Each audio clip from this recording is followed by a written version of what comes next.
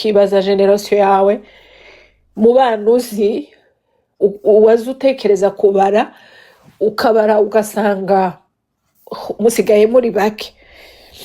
Ndibuka ko muri generasiyo yaje mu bana twavanye kuva aho twabaga mu Gatumba hasigaye bake pe, bake. Nzi ko nabuzemo inshuti zirenga 30 kandi bose twumvaga kimwe, baba ari abahungu baba ari abakobwa. Ariko mbasabira iruhuko ridashira, turimo turabasabira ubutabera kandi ntago tuzahwema, nta nubwo tuzaceceka, nta nubwo tuzareka kubibuka kugeza i Yerusalemu hahindutse amashimwe, kugeza tubonye ubutabera bw'Abanyagatumba. Ngewe rero ibyo ngiye kubabwira, ngende umucikacumu wa Karemi muri 98. Muri 98 muzi ko habaye intambara.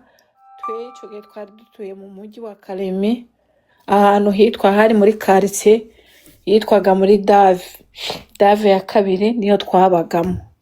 Intambara iraba, imaze kuba twumva ko Uvira hatewe. Ico gihe baravuga ati tugomba gufata umuntu wese usa n'umututsi, umuntu wese w'umunyarwanda, kuko batwita twebwe i Burundi Karemi bita abatutsi bakabita abarundi.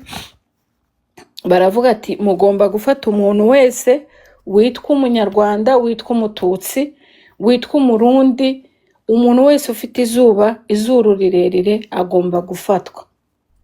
Twari bato pe, twari bato ariko ntitwari gito, twari bato ariko ntitwari ba gito bo kumenya ibirimo biraba ku bwoko bwacu.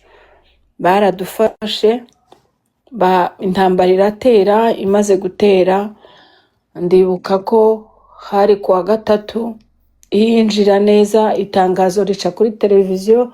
Twari dufite televiziyo, baravuga ngo Uvira yatewe, abatutsi bayiteye, none ahantu hose hari abatutsi mubafate, ntimusige n'umuntu n'umwe. Ndibuka iryo joro twarise tuja kuri televiziyo i Kinshasa, abari bijumayi batwereka abasore b'i Kinshasa. Hari kuwa kane nimugoroba saa 4 za nijoro, batangira gufata abagabo b'i Kinshasa bari bahari. Tureba ko bahaba bashira mu mapine, nta yindi choice twari dufite, ntitwari tugihunze. Kera i Kinshasa bari batangiye gufata abasore bacu b'Abanyamurenge babatwika mu mapine.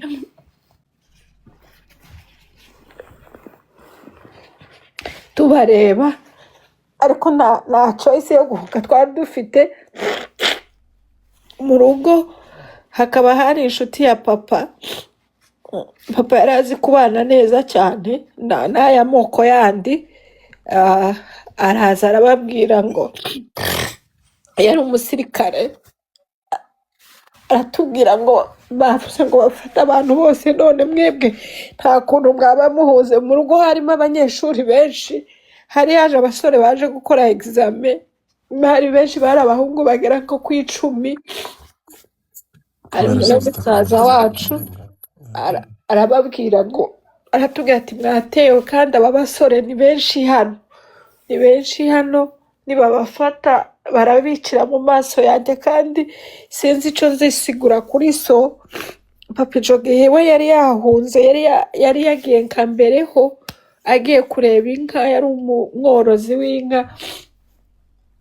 Aje ahandi hitwaga Kansimba, kubera ko yagiraga moto ahise afata moto, ariko twari tutarategwa. Iwe aragenda, agiye nibwo abo basore bari mu rugo nyine, bari abasore batari bakeya, harimo ba data wacu, harimo bakazine babyara bacu. Uwo muntu araza aratubwira ati yatewe. Abagabo b'Abanyamurenge bari aho n'abagore bagerageza kwiyegeranya bakuru, babwira abo basore ati murebe ukuntu umuhunga rino joro, basi bareke kuzabicira mu maso yacu. Abari babishoboye iryo joro abo basore bavuye aho hafi ya bose, n'abandi bagerageza gukominikana mu makartier twari dutuyemo. Bagenda kuri komine baja gusaba imodoka ngo barebe ko leta yatanga imodoka, abana bakagendamo n'abagore biranga. tukaba twari kumwe n'abagabo b'abasirikare b'abanyamurenge babaka imbunde bose uko banganaga, bari abasore hafi 99 nyine n'abandi bapapa. Bafata b'abasore barahunga abari babishoboye. Iryo joro babonye inzira baca mu bihuru, baragenda bahuruka ahantu hitwa muri Byura, ibo barahunga. Ngo habe kuwa kane mu rugo iwacu aho baradutera nijoro ryo kuwa kane ka saa 7, abasirikare baraza barakomanga. Iwacu haba umupolisi w'umukasaye arababwira ati nyamara umusaza umugabo mwashakaga muno n'umupapa tabarimo, harimo gusa abana n'umugore, harimo abana 3, yari njyewe na mukuru wanjye na musaza wanjye muto. Ati harimo umumama n'abana 3, papa wabo ntaho hari, nimureke kubabuza amahoro. Ibaze ko twabwiraga ngo mama nasenge ukagira ngo aramanura ijuru cyangwa arirukana abapolisi, ariko nubwo batwumvaga dufite kubera umujinya bari badufitiye, wumvaga abantu bari bafite ubwoba bwinshi. Buraca mu gitondo, ngo buce mu gitondo tubaza amakuru muri quartier, baratubwira ngo runaka bamutwaye rino joro, runaka bamutwaye. Abagabo bose iryo joro baraye babafashe, abatari bahunze. Turegerana n'abandi bamamanje twari duturanye n'abandi bantu nkingo nkazingahe z'abanyamurenge.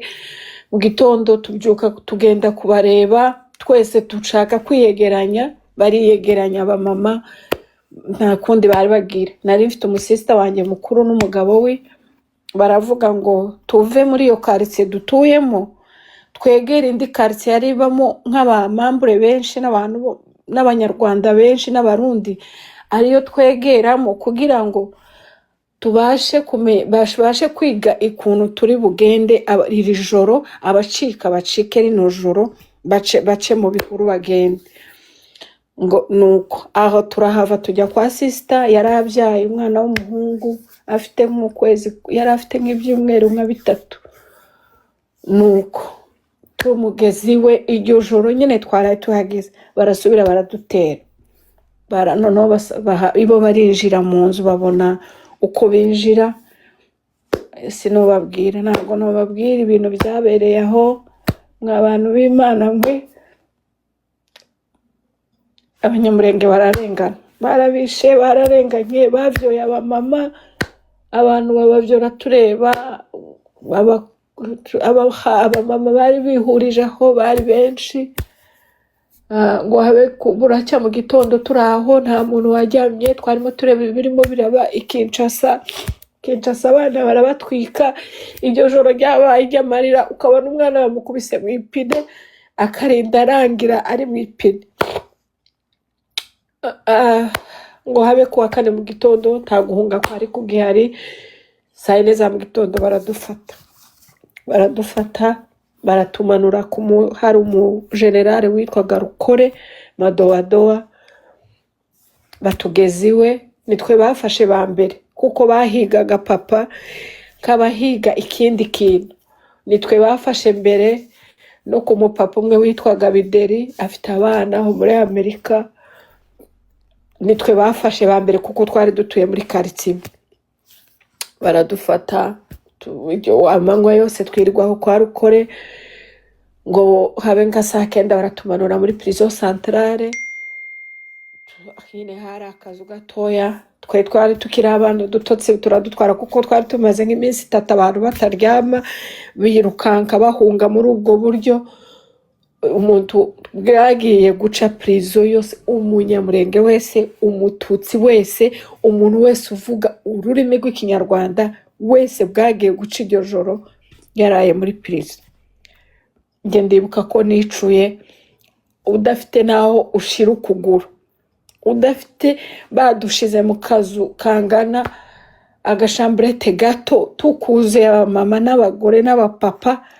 Ukuvuga ngo uko ukuguru kwari kumeze ntiwashoboraga kugushaganya, ukuboko uko kwari kumeze ntiwari wemerewe kugushaganya. Turahaba burira, bakora amaliste. Ngo bamare gukora amaliste, bafata abagabo batwara mu yabo prison, bafata abagore babatwara mu yabo prison. Abagore bari benshi n'abana, baduha ibyumba 2, turyama hasi, twaryamye ku isima, nta biryo.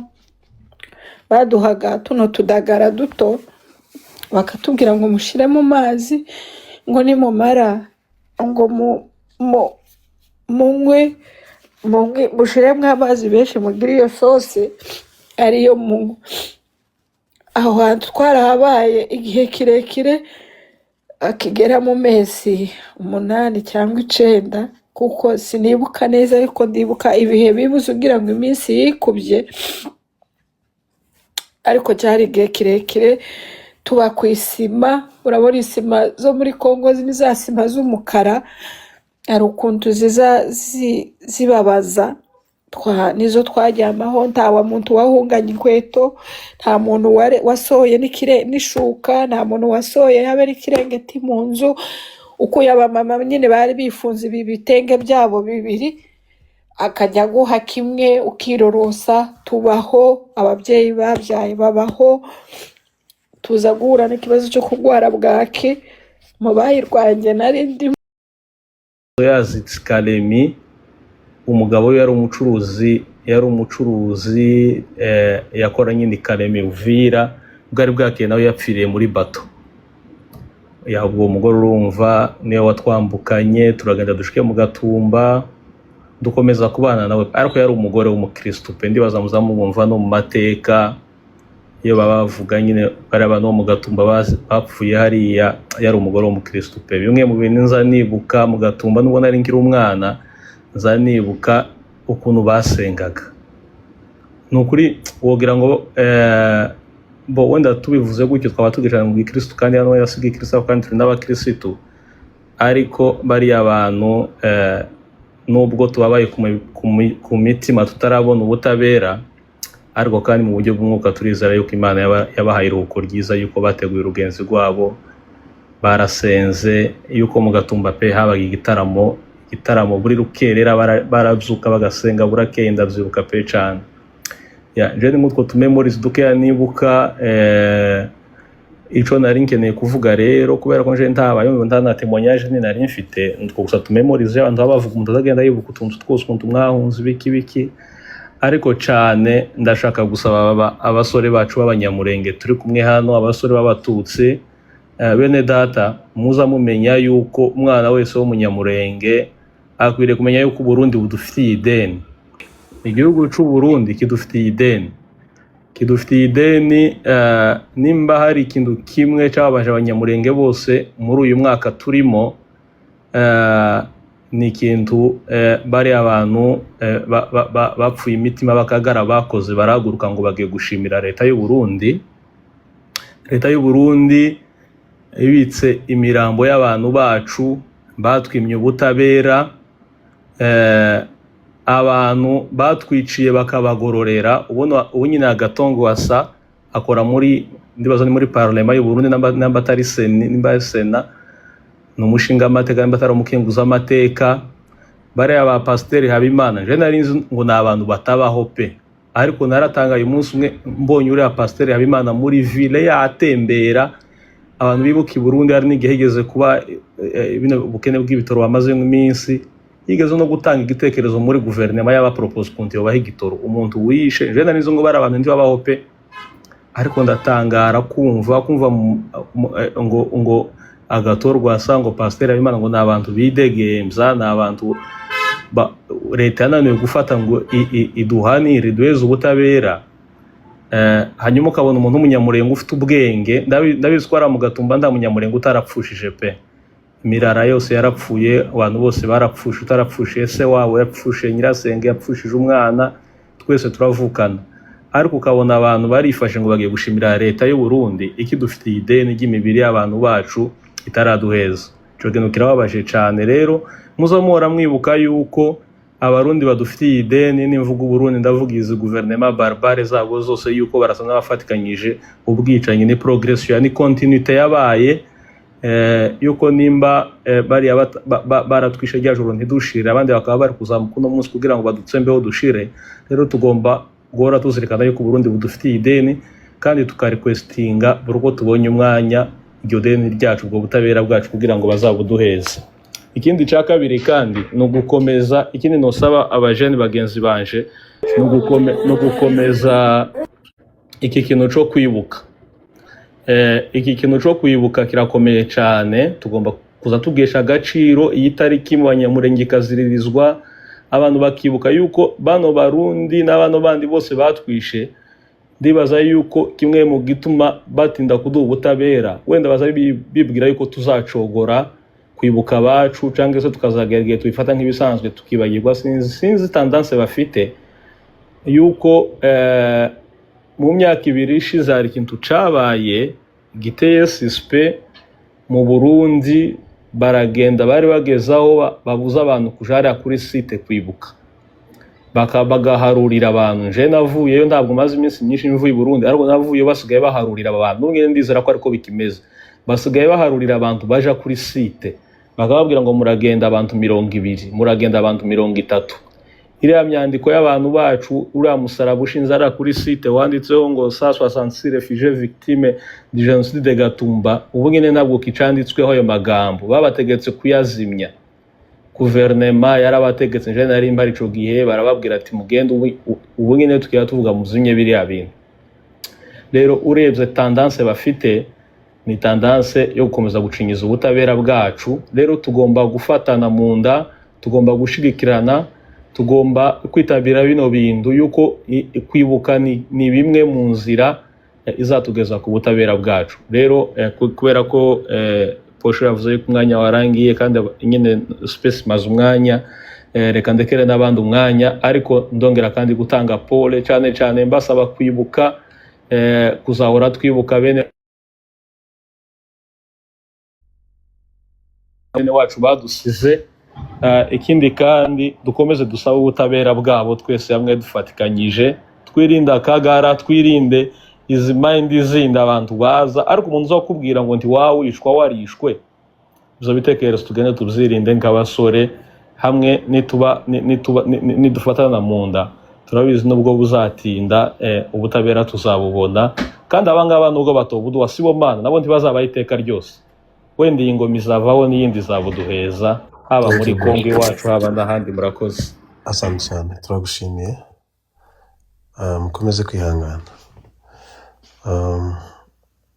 Abantu bari hasi bashaka kuzamuka, mwakwandika, usibye ko gahunda irakomeje, n'abandi wenda tukazabaha umwanya utaha, ariko reka duhereze Jeanne umuntu umwe kuko basanzwe turimo gusoza, niba ufite icyo uvuga. Sinzi nimba ari Jeanne cyangwa Janine uvuze. Thank you. Thank you so much. Ndabashimiye kandi ndabakomeje. Bakongomani kazi, Banyamurenge kazi. Imana y'amahoro ikomeze kubaha kwihangana kandi mukomere mwibuka kandi mwiyubaka. Uyu uri kuvuga hano ni umunyarwandakazi, ntabwo ari umukongomani, ariko ni umunyarwandakazi waciye mu mateka nk'ayo murimo gucamo ubu nyine aka kanya, cyangwa se mu mateka abakongomani baciyemo muri Gatumba. Reka mbabwire ngo mukomere kandi mukomere, mwibuke muniyubaka. Aya mateka ni ayanyu, ntimuzigere mwemera ko hari undi muntu uzaza kubavugira amateka. Ibyo muzabyamaganire kure. Aya mateka ni ayanyu.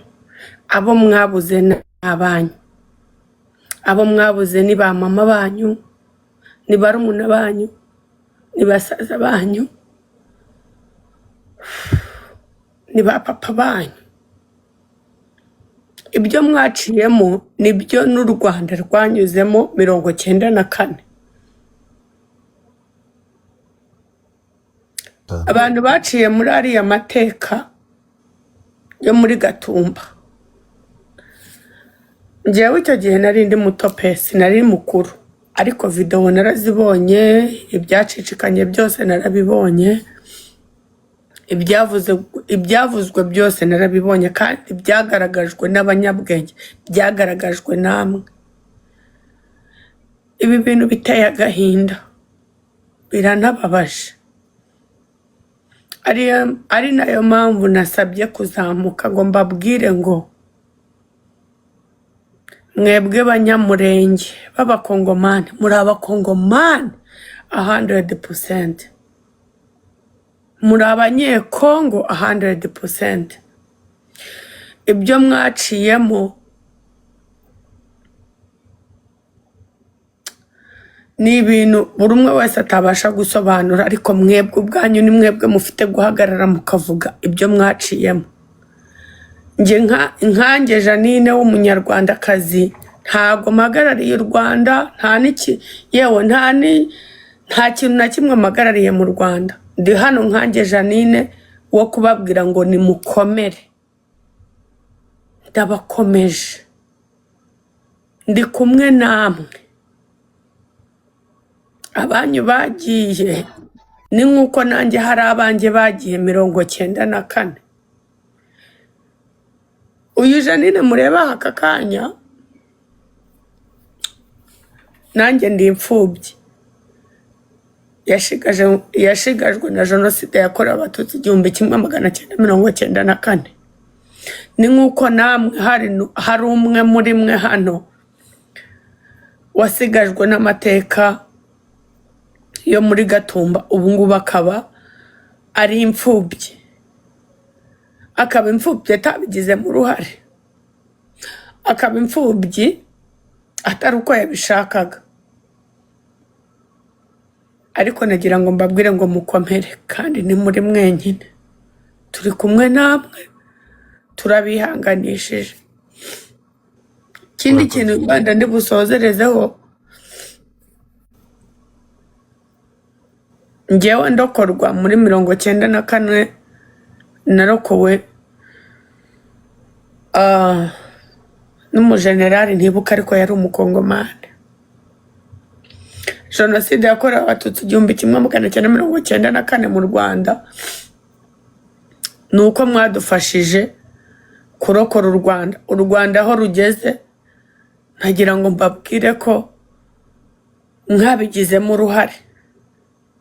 Niyo mpamvu natwe nta mbunda Janine nshoboye gufata, ariko iyo aba nari mbishoboye nanjye nabafasha, nkaza ku rugamba nkabafasha kurwanya, nkabafasha kurokora ubwoko, namwe mugahabwa ijambo mu gihugu cyanyu. Ariko nshimira Imana yabeshejeho intare za Sarambwe, nubwo hari bamwe bagiye babavamo kubera nyine intambara, ariko General Makenga na General Sematama turacyabafite, kandi bariya nibo bazamanika ibendera ry'igihugu cya Kongo, namwe mukagira ijambo mu gihugu cyanyu. Janine ndi hano nk'uko nababwiye, nta muntu n'umwe mpagarariye, simpagarariye u Rwanda, simpagarariye ikintu na kimwe, mpagarariye uburenganzira bwanyu. Nzahagarara mvuze induru uko nzashobojwe. Imyaka ngezemo ntabwo inyemerera kujya mu gisirikare, ariko iyo aba yanyemereraga kujya mu gisirikare, nanjye najya mu gisirikare cya M23 cyangwa cya Twirwaneho, nkabafasha kubohora igihugu cyanyu, namwe mukagira ijambo mu gihugu cyanyu. Ariko bimbunda nsigaranye, cyangwa se icyo nsigaranye ni umunwa, nzabafasha kuvuga, nzabafasha kuvuza induru, nzabafasha kwishima hejuru y'umwanzi wanyu watsinzwe. Kandi nanababwira ngo ubutabera byanga byagakunda, abapfiriye Gatumba bazabona ubutabera. Nibatabona ubutabera ntago nzigera nceceka, nzavuza induru paka umwuka wanyu ucizemo. Urakoze sister, urakoze cyane. Imana ibahe umugisha, kandi mukomeze kwibuka kandi muniyubaka. Aya ni amateka yanyu, muyandika ahantu, mwayandika ku ibuye, mwayandika mu makayi, mwayandika aho ariho hose, muyandika ya n'amateka yanyu muzahora mwibuka ndetse ibihe byose. Imana Asante ibarinde cyane. kandi ndababwiye ngo icyo nasorezaho mbabwira nuko mbabwira ko mbakunda. Twibuke Murakoze. kwiyubaka abanyamurenge bajize uko bavutse muri Gatumba. Murakoze. Murakoze cyane Sister Janine kutwihanganisha no kwihangana twese muri rusange dukomere. Turimo kugana ku musozo, reka duhereze Idubukazi ijambo hanyuma tuze kugana ku musozo w'ikiganiro.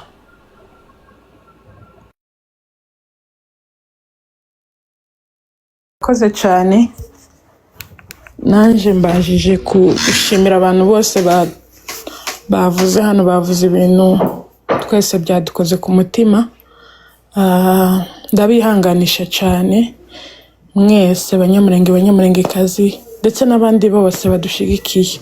Mwihangane kubera ko bino bintu ntabwo ari ikintu gusa kiza buri gihe, iyo kije nyine gikora ku mutima, abantu bakababara bakongera bagasubira inyuma mu mateka, ariko ibi ni ibintu byacu tuzakomeza tubyibuka, twibuka kubera ko abacu bishwe nabi kandi bazira uko basa. Rero nje nababwira mwihangane mukomere, kandi aya mateka ntaho tuzayahungira. Dukomeze, tuzakomeza tuyavuge n'ibinyejana n'ibindi binyejana bizaza.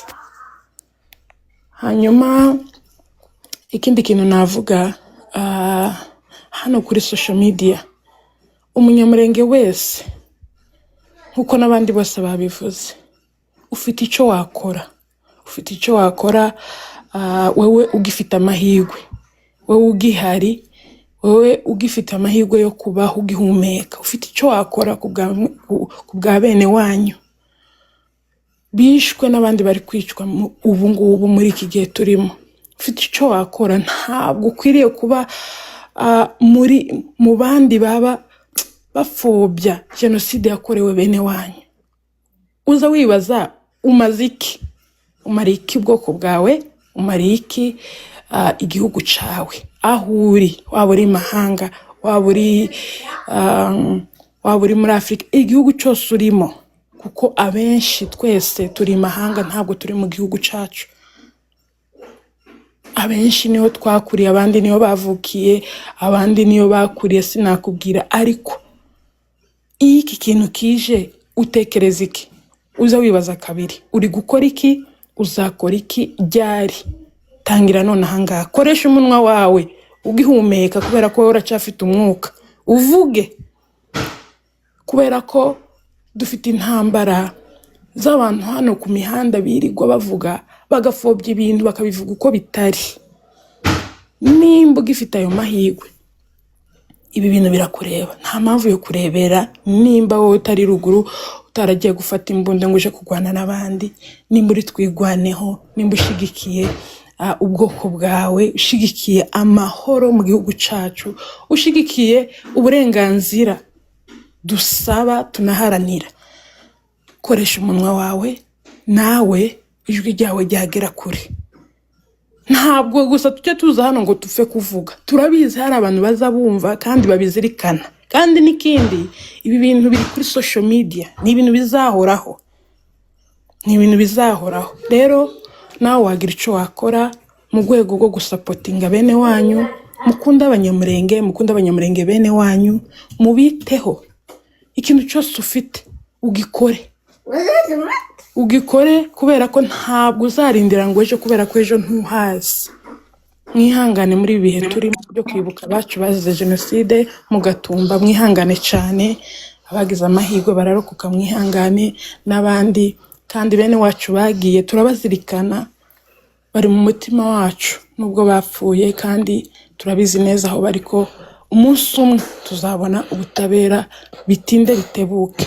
Rero nje nasoza mvuga ngo muri ibi bihe byo kwibuka, nawe ufite icyo wakora, wihanganishe abavandimwe mu buryo bushoboka bwose. Hano ku mihanda, hano kuri social media, ufite icyo wakora, mbese nawe werekane icyo wakora. Buri muntu wese afite icyo yakora kubera ko turabishoboye kandi twabikora. Mwihangane kandi mukomeze mwibuke mwiyubaka, nanone mukunda n'abavandimwe. Abantu bafobya jenoside yakorewe Abanyamulenge turabiyamye, kubera ko iyo propaganda yawe nta munsi n'umwe izinjira mu matwi y'abantu bazima bafite ubwenge. Ari n'amaraso yamenetse, ntabwo ari amazi. Amaraso ntabwo ari amazi. Tuzi ibyatubayeho kandi turabizirikana, kandi tuzaharanira paka tubonye ubutabera. Kandi iki ni icyaha kidasaza, ntigisaza nubwo muzavuga mukavuga amanywa nijoro. Iki cyaha ntabwo gisaza. One day tuzabona ubutabera. Mwihangane kandi mwibuke mwiyubaka, Abanyamulenge, Abanyamulengekazi. Turashimira n'abandi Abanyarwanda turi kumwe bakomeje mbese kudufasha kandi nabo bakamagana. Hari amalive menshi bakora bakamagana izo propaganda zabo bigize ibitangaza. Ariko icyo tubabwira, turabakunda, dukunda u Rwanda, dukunda n'Abanyarwanda muri rusange, kubera ko ni abavandimwe. By'umwihariko bafite impamvu, bafite ibo babiciyemo. Jenoside yakorewe Abatutsi 1994 babiciyemo, barabizi cyane, barabizi ibi tuvuga, barabizi aya mateka nayo bayaciyemo. Rero turabakunda kandi dukomeje kubashimira kubera ko mukomeje kubana natwe muri ibi bihe byo kwibuka abacu bazize uko basa. Murakoze. Sister Idukazi, urakoze cyane kubera ko amasaha yatugiye. Sinzi ko usibye Isaro uri buze gusoza duhereza Kivu ijambo atubwira gahunda zindi zigiye gukurikiraho. Sinzi ko hari undi muntu ufite icyo yavuga mu munota umwe.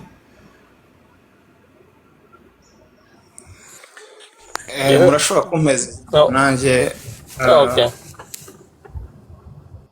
Okay, reka kana k'intama avuge, koresha wenda umunota umwe, tuze guheza by'umurenge na umunota umwe, hanyuma Isaro ahita kurikizaho, Kivu aze gufata umwanya. Murakoze cyane. hariho nari Kivu ndi kwibutsa Posho na Rino nawe ari hano na Kivu Genzi. Ndumva umuntu wese yafata umwanya muto kugira ngo twumvize. Harya arataravuga. Yego, ariko abandi bakavuga. Okay, sawa. ndafata umunota umwe kubera n'ubundi muri iyi minsi ntabwo biba byoroshye kugira amagambo menshi. Ni ukuri mwihangane, niryo jambo ryonyine nababwira, kwihangana. Imana ibashoboze murenge ibi bihe bitoroshye. Genda byibuka ko mu Gatumba biba icyo gihe nari Burayi, ariko ndababwiza ukuri sinigeze ndyama. Ni inshuro ebyiri Abanyamulenge batumye ntaryama. Rimwe na rimwe hari igihe nigeze kubona muri televiziyo, nimba ari YouTube, ibintu nk'ibyo, ko Abanyamulenge benshi bashorewe, nimba ari na mayimayi, sinibuka hariho. Nibyo namaze igihe kinini ntasinziriye, naraye ijoro ryose mbyibaza, kubera ko erega ibi bintu murabikinira. Twebwe iyo bimeze gutyo bibyura amarangamutima yacu, bitwibutsa ibihe twabayemo, urabyumva. Nkibaza ubuzima bagiye kubamo, nkibaza iyo ubona ibintu nk'ibyo bidutesha umutwe twe nk'Abanyarwanda, bidutesha umutwe kubera ko twabibayemo, tuzi ibyo ari byo, birongera bikabyara traumatisme twagize, urabyumva. So turabyumva cyane, niyo mpamvu dufite iriya ivuga ngo never again, kubera ko tuzi ko nta muntu n'umwe n'umwanzi wawe ntiwamwifuriza ibintu byatubayeho. So mwihangane, reka ndangirize kuri iki kintu mbabwira nti mwibuke mwirwanaho, kubera ko urugamba ntirurarangira, sibyo? kandi twirwaneho n'ubuzima. Ni ibyo nabishimangira kubera ko hari abatanga ubuzima kugira ngo mubeho. So murakoze cyane, mwihangane rwose, Imana ibakomeze. Murakoze cyane, bye bye. Murakoze cyane by'Umurenge soza Kivu nawe akomeza na Rusi, hanyuma Isaro aze gukomeza. Murakoze.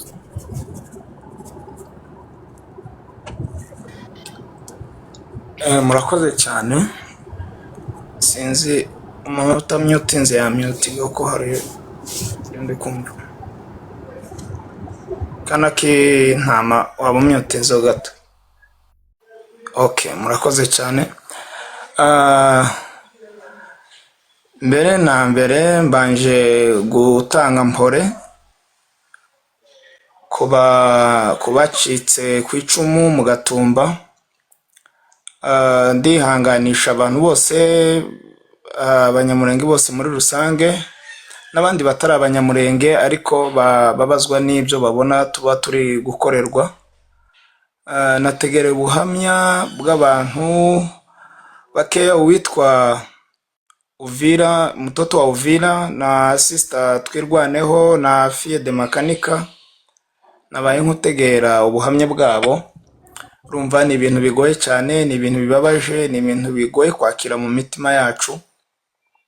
Icyo nasaba umuntu wese nuko ubu nyine muri bino bihe turimo dukomeze twibuka abacu kandi tunirwanaho, urugamba ntirurarangira.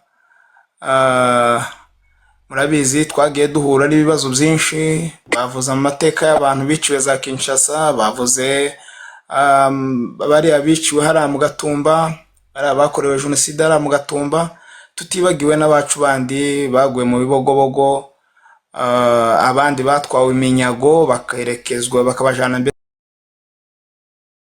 mbese muri Tanzania.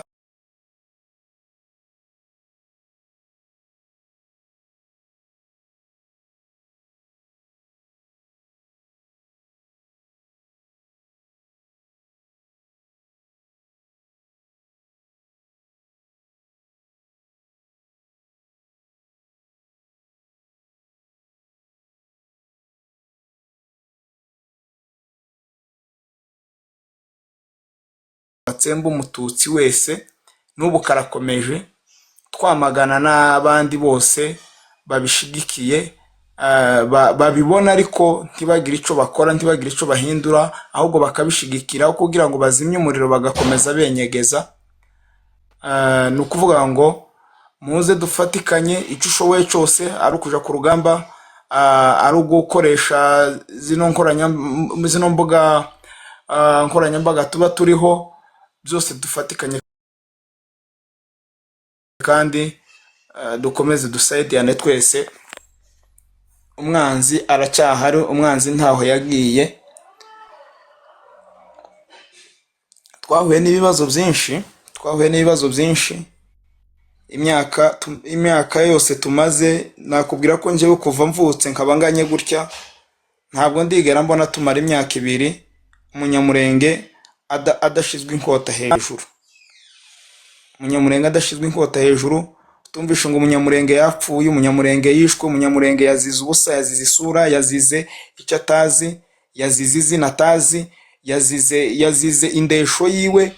Ni ukuvuga ngo icyo noshishikariza umuntu wese uri hano dukurikiye nuko twaza dufatikanya twese mu gukomeza kurwanya aka karengane umututsi wese ari gukorerwa, n'umututsi uri gukorerwa.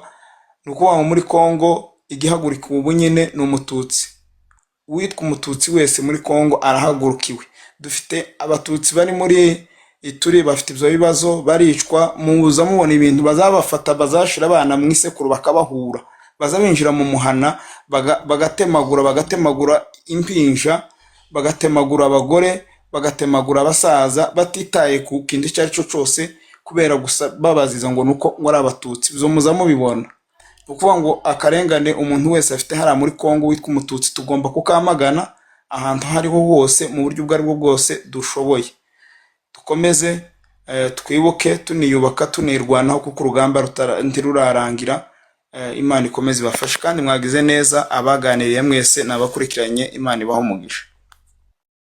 sleep, that don't have food, that don't have water.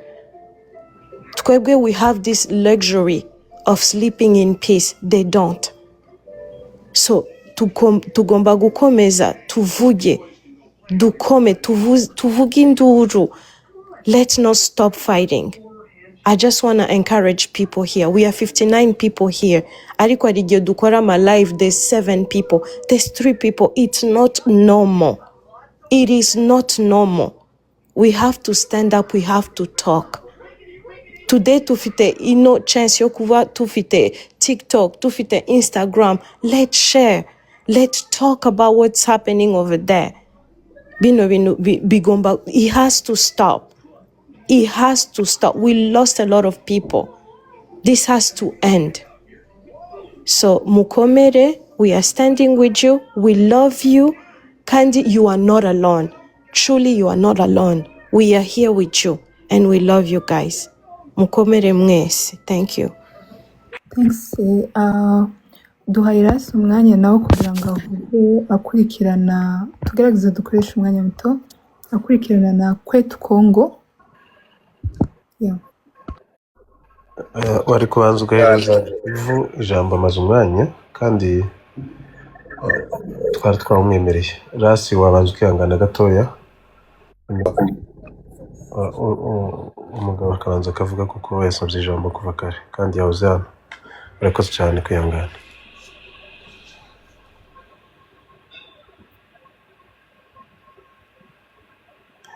Wava muri mute.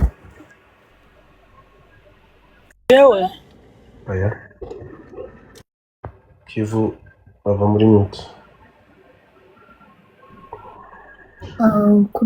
Kubera ko atari hafi na telefone reka dukora. sorry ubwo ni njye muri kuvuga Ya, amaze umwanya twagwaye ijambo. yamaze umwanya ariko nta kibazo umwe yahagenda nakurikira uwo muntu nta kibazo Komeza nta kibazo noneho ndaze gukurikira. Ubwo Ras Ya, murakoze cyane sister wateguye kino kiganiro. Thank you so much. Wakoze cyane. Ntegera abasaza batubwira amateka, ibyo nazo twabishimye cyane, ariko ndababara kandi igihe numvishije amajwi y'aba victime, nubwo nyine abantu bose hano ari aba victime, ariko umu victime nyine wanyawe cyane n'ujye waciye muri cya kintu twibuka ku munsi wa none. Ya, byambabaje, ndaruha ndahungaho bukeya kugira ngo taba emotion, kuko nzananga kuba emotion, ndabyanga kabisa, simbikunda. Ariko twize, twategereye, twababaye, nta kundi nyine nuko nguko byapanzwe, kandi nta muntu uzohindura destiny y'Imana yateguye. We can try our best, but ko Imana yateguye nyine niko bizotugendekera. So abantu bose bari hano bihangane, kuko in one way or the other umuntu hano avukana n'umuntu wapfuye. Katwe iwacu mu Bibogobogo twakuze tuzi ko bakuru bacu, abaturanyi bacu batetswe, bagenda mu matekwa, baragenda baranyagwa. Mu buryo iwacu nta muntu watukaga umuntu ngo urakanyagwa. Ico gitutsi kabisa ntiwokivuze mu bantu, kuko n'abantu bacu bagiye, twabuze, tuburira irengero. Ariko kandi ushima Imana ko kuko navuze ati reka mfatikanye n'aba bantu bahabibuka ibintu byatubayeho twese, nanje nshireho iryanje nubwo byari byangoye kuzamuka, naza mbura ingana nzamuka. Ariko mu by'ukuri abantu bihangane kandi bakomere, ahubwo dushake solution yihuse y'ukuntu twabona ubutabera bwa bano bantu. Hariya gato Rwasari arahumeka, turamubona, hari abantu b'ubwenge bwinshi n'abafite ubushobozi buturenze, bareba ingana bamushikira, bakamushikiriza imbere y'ubutabera, tukabona iyo justice agihari. ejo napfa tuzobona abo tuzotwara mu nkiko, bizogorana kabisa, ariko mukomereza aho ngaho. Rasi turagushimiye, wakomeza nawe. Okay. Murakoze cyane. Mbere na mbere mbanje gushimira abantu bagize kino gitekerezo cyo gukora iyi space, tukaba turi hano twese twibuka abacu badusize, atari mu Gatumba gusa, Abanyabyura, Kalemi, Koke ndetse n'ahandi henshi, Bibogobogo, ahantu henshi abantu bacu bagiye bapfa bazize uko bangana cyangwa se uko basa.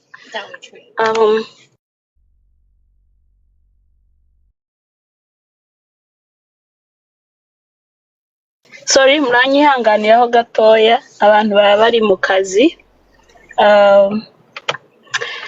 Ni ukuri turabashimiye cyane abagize icyo gitekerezo cyiza cyo kuza kuvuga. Njyewe simfite ibintu byinshi byo kuvugaho, nategereye kuva muzehe David ari hano ari kutubwira amateka, n'abandi benshi baciye muri ibyo bintu. Basaba hari abantu, dufite abantu benshi badushigikiye kandi badukunze, bakeneye no kuvuga bagaragaza ububabare bwacu cyangwa se akarengane kacu. Ndabasaba abantu bashaka kuvuga cyangwa se kuvuga amateka yacu, bamwe baba bayazi, abandi baba barabwiwe, nabasaba ko mu kuvuga amateka yacu bazababanza birinde kandi bacunguzeho, kugira ngo muri ayo mateka yacu ntibatubabarizemo. Example, hari ukuntu wobwirwa amateka bayagoretse, wowe ukaza ukayavuga uko nguko utabajije neza, ugasanga kurakomeretsa abantu muri ibyo bintu kandi we utabizi, cyangwa se ukagira ko muri iyo kote ariko bimeze. Icyo ngicyo nari nkibasabye abantu, swate dufite abarundi, abanyarwanda ndetse n'abandi bose bashaka kudufasha muri ibyo bintu. Icyo kintu cyoba cyiza kuzogira kuvuga amateka y'umuntu, ntushake kumwemeza amateka yawe cyangwa se ibyo wabwiwe kandi hariho abari bahari bimeze uko nguko. Ikindi kintu nshaka kuvuga ni ikintu kijanye no kwibuka. Ubu nyine ko turibuka Abanyagatumba, twibuka n'abandi. Ikiri kumbabaza nuko bari kwibuka gusa Abanyagatumba, ahubwo turi kwibuka n'abandi bagize ibibazo. Ubu nyine n'ubu nyine tukiyatwicwa ruguru iwacu i Masisi ndetse n'ahandi hatandukanye muri Kongo, turi kwicwa gusa just kubera uko twaremwe. Icyo ngicyo nicyo kimbabaje. Ndabasaba ndatinze mu magambo ko dukomeza kwibuka twigwanaho kandi duheranira uburenganzira bwacu, kandi n'abashishikariza mwese ko muzoza tugahura. Si ukwibuka gusa Abanyagatumba, ni ukwibuka inzirakarengane zose, Abanyamurenge aho bagiye bapfira, cyangwa se muri rusange Abatutsi. Mwumvishe ko bavuze ko hari n'Aba-Ethiopi n'abandi n'abasa nabo bapfuye. Tuzohure twibuka abacu kandi tubaheshe agaciro bahabuze. Murakoze cyane, Imana ikomeze ibahe umugisha, turi kumwe muri byose. Nongeye kandi kugushimira Kivu girl, wakoze cyane kudutegurira bino bintu. Murakoze cyane mama. Songa mbere yakora muri mute akavuga akurikirana na Kwetu Kongo. Turi kugerageza gukoresha iminota mike kugira ngo turekure abantu, twabaye hano umwanya munini. Murakoze cyane ku ijambo. Naza d'abord kwihanganisha buri muntu wese uri hano munota. Mbere yuko nagoma ifatwa, nshobora kuba narinjijemo n'abantu bageze kuri 370. N'abantu mwenda bingenza, muze natwe turabakeneye, ngo muze mudufashe dukomeze. No muri social media nk'uko Afande James Kabarebe bigeze kubivuga, social media ntabwo bakurasa ngo upfa niba ufite ubwoba bwo gupfa. Muze mudufashe muze mudufashe tuvuge. Hari n'igihe tuba dushaka n'ayo matemoyanyaje, muze muyavuge mukangurira abantu. Nsaba n'abari hanze nabo bose ndabinginze muze namwe mugaruke mu gihugu dufatikanye kandi twese tugerageze kwiyubaka natwe. Murakoze. Ntabwo numva mfite ibintu byinshi navuga, ndababaye, nabumvishe, ndabakomeje mwese kandi mukomere. Murakoze. urakoze cyane papa. Abantu bakomeze bihangane muri ibi bihe ya kwetu Kongo, bakomerezaho mama akurikirana n'ikanika. mwiriwe ndabasuhuje mwese abari hano, ndabaramukije aho mwese muherereye. Nshimira n'abateguye iki gikorwa, nabwo ni ubundi butwari bukomeye. Imana yacu ibaduhera umugisha. Ibi ni ibihe biza bigora cyane kugira icyo umuntu yavuga. nari navuze ngo ndabategera mbategerere hasi, kuko mwese abahaye bavuga ko muravuga neza kandi nkumva muvuga ibyo nanje nukavuze, ariko burira guceceka bene ukuntu ako niko n'agaciro nako kabacu nako tuba tugatesheje ubusa. Niyo mpamvu no mu gahinda kaba gakomeye cyane tuzaza tuvuga uko dushoboye, tubabwire kuko tutabibagiwe.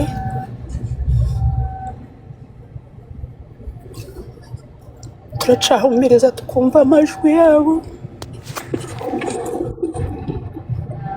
turacasinzira tukabarota, turabakunda kandi ntitwibagiwe ibihe byiza twagiranye. Batubereye ab'ingirakamaro mu gihe twari turi kumwe, kandi ntituzabibagirwa kuzogeza tubabonye. So abantu bari hano muzakomeze mubabere amajwi, si bo bonyine, si n'Abanyagatumba gusa, hariho n'abandi benshi. Ubwoko bwacu twagiye tugwa ahantu hatandukanye, twese tuzira uko Imana yaturemye, tukagwa hatandukanye, ariko twese tuguye muri ca kintu kimwe nyine, kandi natwe tutihitiyemo.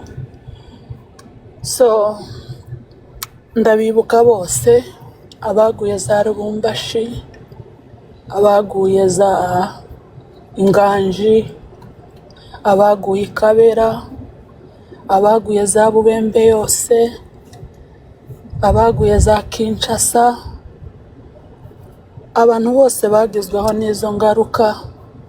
Imana yacu ikomeze ibakomeze, ibomora ibisebe twebwe tudashobora kubona nk'abantu.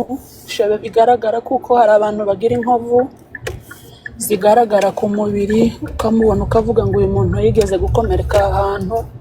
Hakaba n'ibindi bisebe n'inkovu zitaza zigaragarira umuntu ngo arebe azibone, kandi izo cyane arizo nizo ziza zica nabi. Agahinda karica mw'abantu mwe, ni ukuri. Buriya muze mwumva abantu, nimwumva abantu bahisemo ukuntu just muze muba kind, kuko ntawe uzi umuntu ibyo afite ku mutima. Hari abantu benshi bagenda barakomeretse, ukabona umuntu arya agenda ariko akagenda yarakomeretse. So muri ibi bihe tujya tworoherana, twitaneho, umuntu agira umutegera, kuko abagize bene ibi bibazo abenshi baba bashaka gusa, mbese n'ababategera gusa ukamwumva, kumva ko uhaye wumvaga akababaro ke, nabyo biza bifasha cyane. So muri make ntagiye kure ngo mbarambire, ndihanganisha Abanyamurenge bose muri rusange, ndihanganisha Abatutsi bose ku bumwe bagiriye ibibazo muri kiriya gihugu cyacu cyatwanze, aricyo cyatubyaye.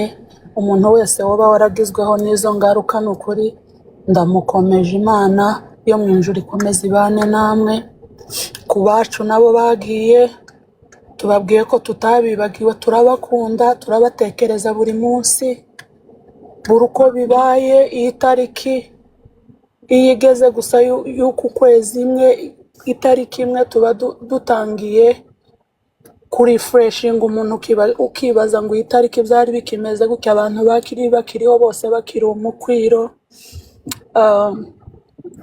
Twababuze tutabanza, ariko tubasezeranyije kuko amazina yabo n'ubumuntu bwabo muri twebwe butazibagirana. Ndashimira abana bacu b'abacikacumu bakomeye ubu bakaba abagabo.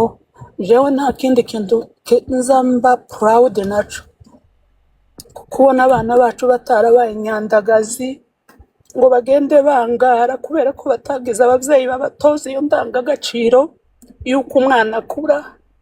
Ariko abana bacu bifashe neza, barize, badufitiye akamaro. Ubu nibo bahagarariye ibintu byacu, foundation y'Abanyagatumba. Abenshi abana batoya twazanye nibo babihagazemo ubu ngubu, nibo babihagarariye. Nimba ntawe uzi unabibabwira buri munsi, tubabwiye ko tubakunda na we are very proud of you. Mukomere kandi mukomeze kuzageza tugeze ku butabera. Icanyuma ndabakangurira mwese kuzajya muhora muri ijwi, titugaceceke kugeza Agatogwasa aryojwe ibyo yakoze. Biriya bintu ntibakaregeye Agatogwasa kiriho, tuzamubona gihagaze n'ariya amaguru yiwe kujya babyiyemereye kuri radiyo, bazosubire batubwire kuko bamufashe, bamufunze, bamufunganye n'abo babikoranye. Abantu bacu tuzobone kubareka baruhuke, kuko batarabona ubutabera. Turahangayitse, turababaye, kandi nico duharanira, kandi tuzaruhuka ari uko babonye ubutabera nyine bakwiriye. Abana bacu nabo bagiye batatanira mu bihugu bitandukanye.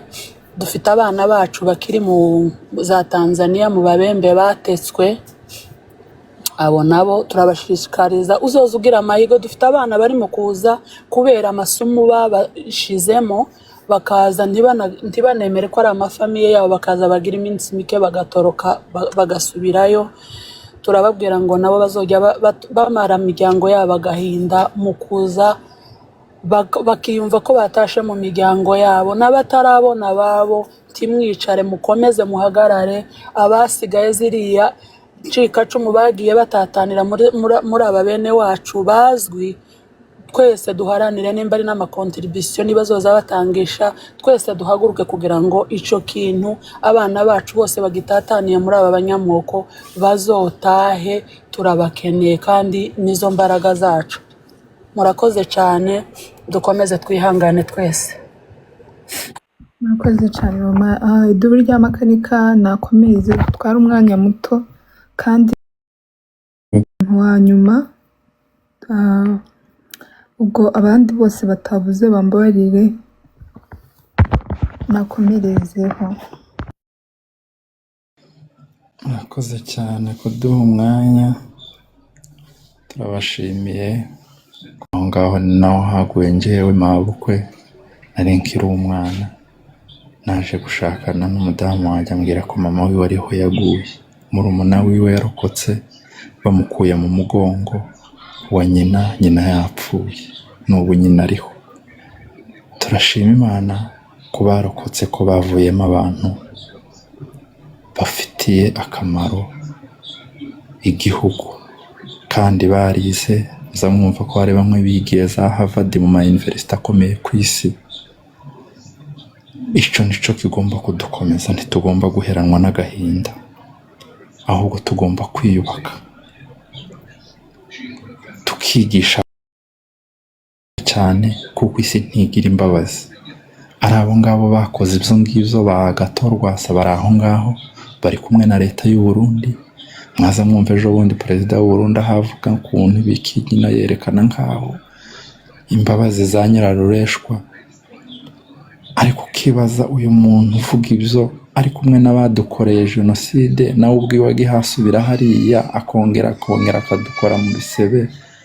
akaba gihaje no kwica abasigaye, ariko buri gihe cyose udafite imbaraga buri wese agukiniraho, buri wese agukorera ibyo ashaka. Banyamurenge duhaguruke dukore cyane, tube umwe, nubwo isi igenda ikadukaranga ikadukoza hirya tugacikamo, bamwe bakajura uruhande bagashigikira umwanzi, muzamubabona baje gushigikira Uburundi wabo twica. Ariko nza nkunda kubabwira ngo uwanga kumvira abavandimwe, kumvira umuryango azigishwa n'isi, kandi si ikwigisha izi kwigisha nabi. Nabo ngabo Barundi rero badukorera ibyo ngibyo, n'abandi nabo baguye, bariya bana batetse mu bibogobogo barenga 300 nabo bagiye gutyo baburirwa irengero. Abagarutse azahagaruka bene uyu umwe umwe. So twiyubake, dukoresha imbaraga kugira ngo ntitukaza dukomeza gutekereza, kuko nta wundi udufitiye imbabazi uzaturenganura uko byagenda kose. Nitwe twenyine tuzirenganura. Izo mbaraga zizava muri twebwe. Bamwe baje muri za politike, bige politike, abandi baje muri mu buhinzi, aba enjeniyere, abagorozi, twiga imyuga yose, abiga indege, abiga igisirikare, abiga systeme yose tuyijagate, ku buryo tuzaza dutaha tukinjira muri kiriya gihugu tugahindurira systeme iriho. Systeme yahereye kera itwangaza. Izi zose ni ingaruka z'ubuhunzi. Abaguye mu Gatumba zari ingaruka z'ubuhunzi. Ivyo byose ni intambara zihoraho. Ni twebwe tuzazihagarika, ni twebwe tugomba gushiraho iherezo ry'ibyo bibazo. Rero bavuze ngo ntidutware umwanya, mwihangane. Ndangije mbabwira ngo mwihangane, dukomeze kwibuka, twiyubaka, tureba imbere, tureke gukomeza kureba inyuma, ariko ubutabera nitwe tuzabwishakamo. Murakoze cyane. Murakoze cyane papa. Tujenge yarakwe muri mute, sinzi niba ari ikintu yaragiye kuvuga. Ni ukubashimira ibiganiro mwatanze, narimo mbakurikirana. Ni ugutanga pole ku bwoko ndetse n'abantu byagizeho ingaruka mu rwego rwabo ku giti cyabo. No kubashimira iyo ubona abantu bato b'ingeri zose bamaze kwakira ko kino kintu kwirwanaho no kwirenganura umuntu wese yabigiramo uruhare. Ni ugushimira urwego tugezemo ko bitakireba ko urugamba gusa ari urw'abagabo cyangwa se ari abantu bari kuri tere bari mu ntambara. N'ubu turakomeza twibuka ariko twirwanaho kugira ngo turwaranire uburenganzira bwacu. Icyo narangirizaho gusa ni ukubwira abantu bose bashoboka bazabona uburyo bazihuza n'abandi, bari ku Columbus. Buriya abantu babona agaciro k'ikintu cyangwa se babasha kumva akarengane, n'abandi babibona n'amahanga n'abandi, kuko tuba tugiye hariya gusa ngo tubabare twikomeretse imitima twitoneke.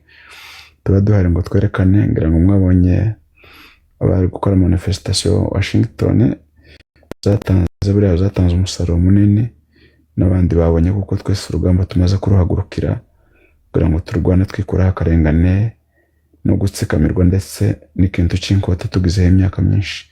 Murakoze, Imana ibamugisha. Dukomeje kubasabira ubumwe, kandi igihe twese tugira ibiganiro bene ibi n'abacu bagiye amafuti tubasha kuganira ibiganiro dutuje kandi tugasa naho twerekana nyine kuko n'abariya tutarira abo twashinguye ngo tubashira mu butaka, n'abandi hari abandi nabo dushinguye mu mitima kubera kuko bagenda bahinyuza ibyo abantu bagenda bavuga. Murakoze, Imana ibamugisha.